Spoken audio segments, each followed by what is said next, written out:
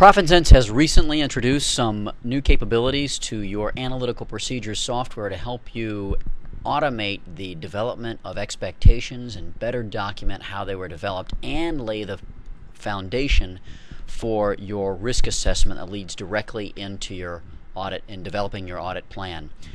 What we see now is the completed or the generated analytical procedure worksheet that you see when you've entered all the data or pulled it in from a software package. And let's review a few of the capabilities and features that we've added for this software. For example, you can set a materiality threshold, and you can do that by clicking on this link, and you can put in a dollar amount, or you can also put in a percentage amount, and you can make it satisfy either or both. And you can see that those thresholds then get calculated directly in your worksheet in the red highlighted areas for each account. You can also now set the expectations. You can now target a sales number. That's an addition that we've made in the last 30 days. So for example, if you have a sales number that you believe the business will come in at, you can now put that sales figure in, and you could actually make it the actual if you needed to. We will then recalculate all your expectations based on the new targeted sales number, and it will keep the same historical relationship to sales, all the accounts that are related to sales. So this is going to provide greater utilization of the analytical procedures calculated expectations, because many of your business customers may have current periods that are significantly above or below their historical trends. So now you can target sales. You can also do this with gross fixed assets as well. Note that each account that has been modified is marked with the symbol, and the documentation also reflects the new change in sales. As you can see, the calculation of cost of goods sold has the new sales figure in it as 1 minus the gross profit margin. So these are some enhancements that I think will enable you to utilize ProfitSense on a greater number of your review and audit clients. Now, another enhancement we've made, which we're very excited about, and it just got released recently, is you can save this worksheet to Excel and use it in your working papers or to actually take it into the field. So let's take a look at how that works. So you click Save to Excel. Now your Excel macros need to be set to medium so that it will enable the macros to be set. So what's happening now is we're downloading the Excel spreadsheet. I'm going to enable the macros. It's now going to go through a series of macros,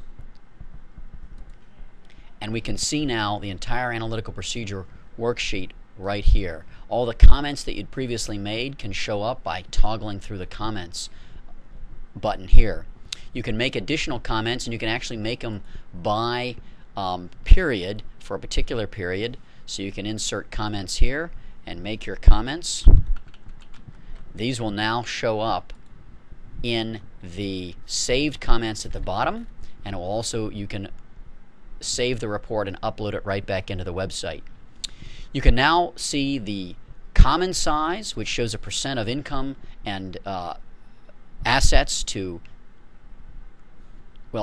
total assets, any of the balance sheet items, and any of the income statement items, income and expenses to total income. And you can see the percentage. What you really will like now is we have the industry with the number of financial statements in column L, so you can now compare your client's performance to the industry and to the history very easily.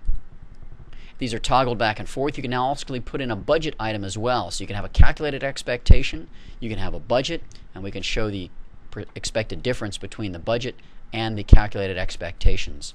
What we're really excited about now is the risk assessment. We had a series of accounting firms in focus groups help us develop this part to help you automate the basis for the risk assessment that you're leading into building the audit plan. Let's click on the risk assessment.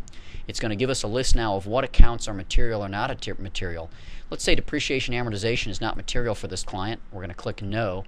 And now we're going to see there's a new tab that's sprung up at the bottom. We're going to click on the risk assessment.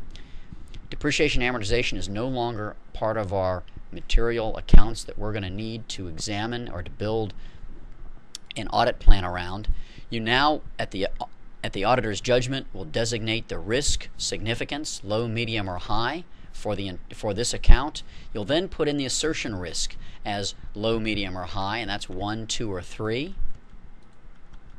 And we will then calculate the average risk, the assertion risk on average for each account based on the difference between what we expect and the actual, whether the account is material, the risk significance, and the assertion risks. You'll then be able to come up at your discretion what the audit approach is, limited, basic, or extended. Now, many of you will say, hey, we have this capability in PPC. That's correct.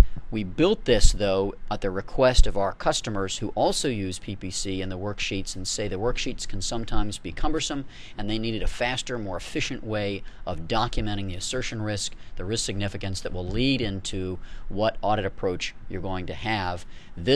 With this information, you now know what leads into building the audit plan and the PPC smart tools or other documents.